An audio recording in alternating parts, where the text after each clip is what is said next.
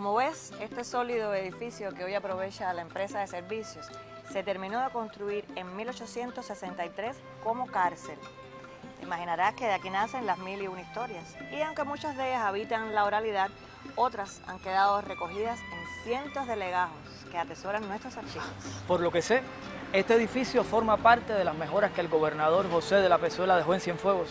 Incluso soñó otros adelantos tan o más importantes que este edificio. ¿Y sabías tú que nuestra primera cárcel fue de madera y quedaba aledaña a la alcaldía en nuestra plaza de armas? Pero claro, una ciudad con aires de modernidad necesitaba mejoras, como ya tú decías.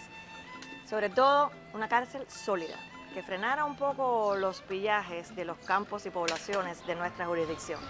Pues hablemos de esta cárcel y sus encierros. ¿Vamos? Ingreso de patriotas a la cárcel. Antes les propongo, para no caer presos de los olvidos, hacer justicia al coronel José de la Pezuela, quien además mejoró muchas de las aceras por las que aún caminamos, unió en una sola fachada la casa del ilustre ayuntamiento con la antigua cárcel que tanto intentó sacar Pezuela de la plaza donde se ubicó la primera cárcel a raíz de 1819. Además, mejoró los caminos vecinales, con mayor fuerza los que unían Palmira con Ciegomontero y Caunao con Camarones, colocó losas bremesas en el Paseo Serrano y encargó a los Estados Unidos estos leones de mármol. Puso orden en el cementerio y en eso estaba en diciembre de 1863, cuando lo destituyen por hacerse de la vista gorda con el contrabando de bozales por nuestras costas.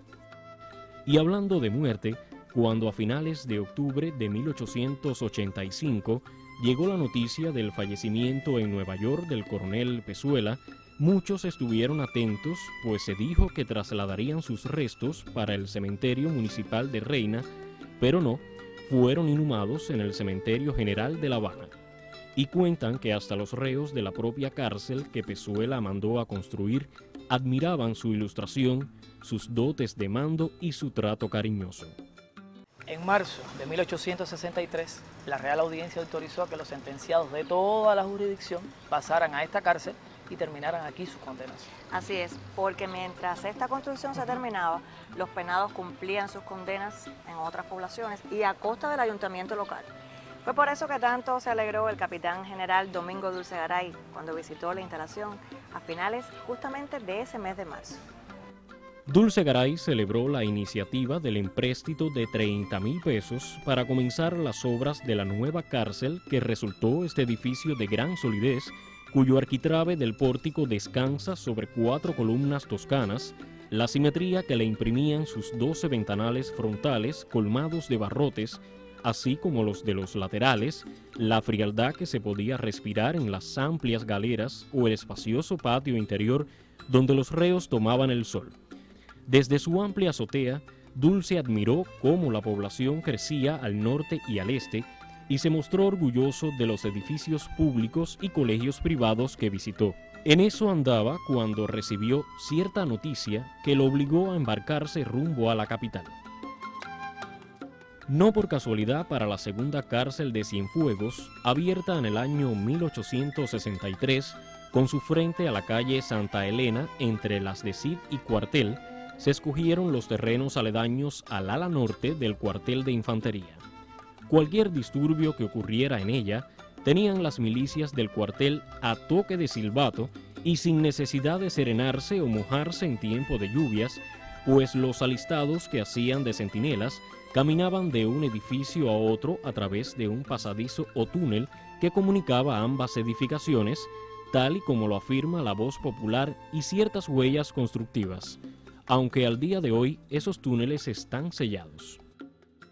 Según acta capitular del 1 de mayo de 1863, en los meses posteriores al estreno de la cárcel, se allanó y construyó la acera del lado sur de la calle Santa Elena, desde el Paseo de Vives hasta la entrada del nuevo penal.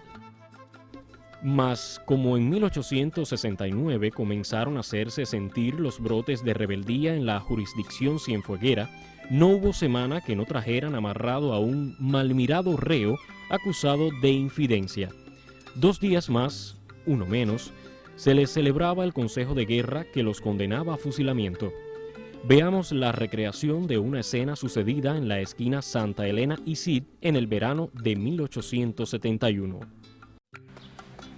¿Recuerdas que hace unos días llegó otra carreta cargada de milicias y que en el centro destacaban 2 civiles que, a juzgar por su apariencia de tez trigueña y ojos aturdidos, podría decirse que eran parientes? Desde entonces están presos, dicen que acusados de infidentes. Claro que lo recuerdo. Los quintos bajaron directo a las tinajas del agua. Allí quedaron amarrados a las barandas. Lo dejaron buen rato al sol. Luego recuerdo que desde aquella esquina una voz escondida bajo un capote de lluvia y un gran sombrero vociferó: ¡No metan más cubanos presos! ¡Fuera los rayadillos de Cuba! Y fustigó al caballo, evadiendo los disparos que le hacían desde la portada de la cárcel. Fue así que se puso fin a los calentamientos de los reos. Los llevaban a las galeras. Y esa tarde el bedel me dio un papelito con la única misión de informar el nombre de los reos que aquí se habían congregado. Destinatarios, cubanos dignos que contribuían a la independencia del país. Al siguiente día llegó un letrado de mucho rango y se presentó así ante el centinela. Buenas, soy Antonio Castiñeira y vengo en nombre del doctor Justo Germán Cantero, vecino de Trinidad, quien está muy preocupado porque hace unos días sus sobrinos salieron de cacería y están desaparecidos. Y tiene la certeza de que desde antier están presos en esta cárcel. Luego el centinela regresó y dijo: dejen sus demandas y regresen en la mañana. Los reos están siendo interrogados en este momento. Y dígale a su señor que sí, que sus sobrinos están aquí detenidos acusados de infidentes. Es solo eso lo que puedo decirles. Desde entonces, en la Secretaría del Gobierno Superior Político, se gestó el expediente 2561, donde Tomás Cantero Anderson, padre de Pablo y Avelino, de 29 y 28 años de edad, pedía la libertad de sus hijos presos en la cárcel cienfueguera desde septiembre de 1871. Por lo que se lee en ese expediente, Pablo y Avelino fueron detenidos en la zona de Las Auras, campamento Mambí de la jurisdicción cienfueguera. También sabemos que Tomás Cantero dirigió otra queja, pues 3 meses después transfirieron a sus hijos a una cárcel habanera bajo el mismo San Benito de desleales a España. Y aunque para eso sirvió la fortuna que Justo Germán Cantero sacó a sus ingenios trinitarios, no valió para evitar la deportación forzosa de sus sobrinos a la península en abril de 1872. Y cuentan que Angelita Cantero, prima de los muchachos y esposa del licenciado Castiñeira, logró visitarlos aquí en la cárcel. Y que abrazándolo muy fuerte le dijo: ay, Pablito, hijo, dice tu tío que si vuelven a interrogarlos deben decir que estaban celebrando tu cumpleaños 29 con una cacería y que se internaron en el monte detrás de un venado y que entonces fue así que lo sorprendieron. Por favor, Pablito, deben decir eso si quieren salvar su vida y que son inocentes. Por suerte, por su bendita suerte y dinero, el señor Cantero pudo introducir el proceso en un tribunal de La Habana para que se juzgaran. Fue así que salvó a sus sobrinos de la ira de Nicolás Gallardo, fiscal de Cienfuegos, quien en tan solo 1871 firmó una veintena de fusilamientos para muchos cubanos dignos. En Cienfuegos, tras brevísimos consejos de guerra, Nicolás Gallardo firmó en 1871 varias sentencias de fusilamiento, como la del 9 de enero, para que en la playita de Marcillán pasaran por las armas al canario Mariano Guerra, de 52 años y vecino de Yaguaramas. el 8 de marzo para que se ejecutara al coronel del Ejército Libertador Carlos de Cerice, de 35 años, y a su asistente, el pardo Salomé Moya, de 27. Mas uno de los decretos más dolorosos lo firmó el 4 de abril de 1871 para ejecutar a Leopoldo Díaz de Villegas, de 21 años.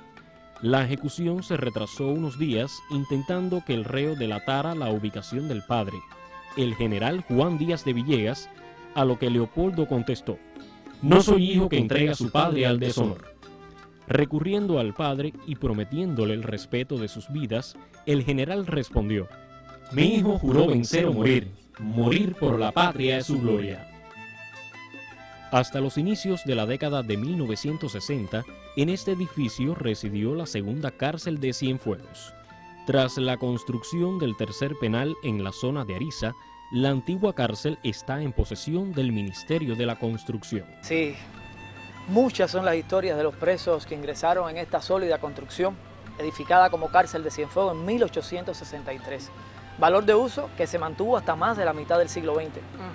Pero el patriotismo pesa, ¿verdad?